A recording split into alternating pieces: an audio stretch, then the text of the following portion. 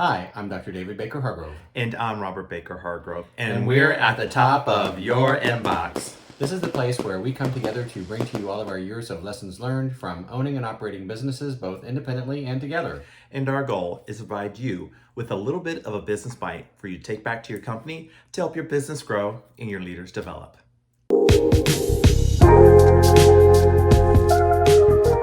So, Dr. Dave, what's at the top of your inbox today? So today, I thought that we would talk about how easy it is to think that you don't have enough time or money to invest in your career or the future of your business. You know, and when you think about that, time is always, particularly when you're first starting out in a business or you're really growing a business, time is one of your biggest assets, your biggest commodities. And so then you think, oh, I'm never going to get everything done. There's so much to do on my to-do list. I can't do it all. But then you also think about, but I have all this stuff to do and it takes a lot of money to do it.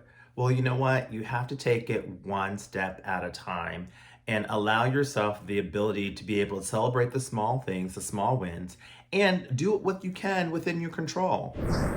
Yeah, there are a lot of things that you can do that will really help you out in charting your path forward. And a lot of it is about learning how to be a better time manager, learning how to understand your money better, learning how to prioritize and either chunk or parcel activities or tasks or things that need to get done, and then to constantly be monitoring and reviewing those things. So let's say this. How about if you thought time and your task list or response things you have to do are your employees? What if you want to use that as that mindset is to help them grow, develop, give them what they need to flourish? But if we're thinking about them as our employees, then we're not giving them something to do, right? Yeah, because the time is how you spend whatever it is that you do, and you're spending your time on that project that's important.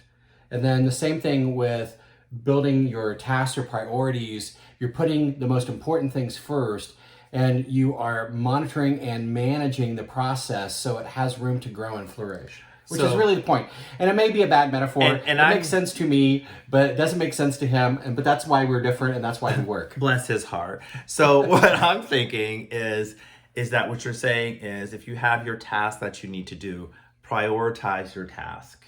Is that about right? Yeah. So prioritize your task, and then you think about how much time does it take for me to get that task done, and begin to look at your time and say, okay, if I have this much time, how am I going to maximize accomplishing what's on my task list based off of the amount of time that I have versus the task that I have versus how much time it takes to do each task? That makes more sense to me as we're talking it out.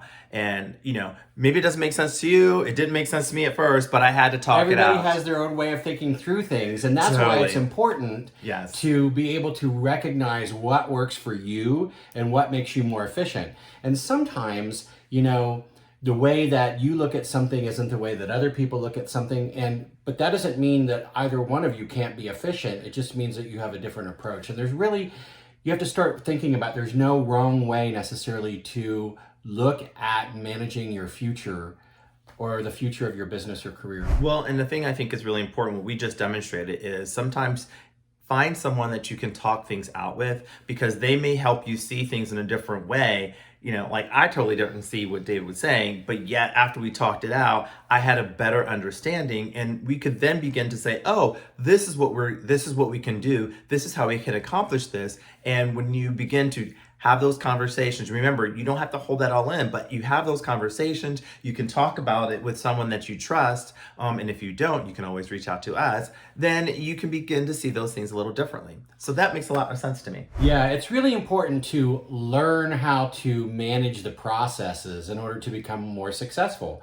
And sometimes you can't necessarily do that on your own. You need to have somebody kind of clear the trees for you, and you go, oh my God, this really isn't as hard as I thought it was going to be. Right. And that's where we also make a lot of mistakes in our growth, is that we don't invest in the right partners or people who can really help us, give us Yes. the leg up that we need. Absolutely. And that's certainly an area where we can come in. And because we think differently, you might align to the way that I see the world and how I approach things. Or the way that I see the world. You couldn't wait to get that out. Of course I couldn't.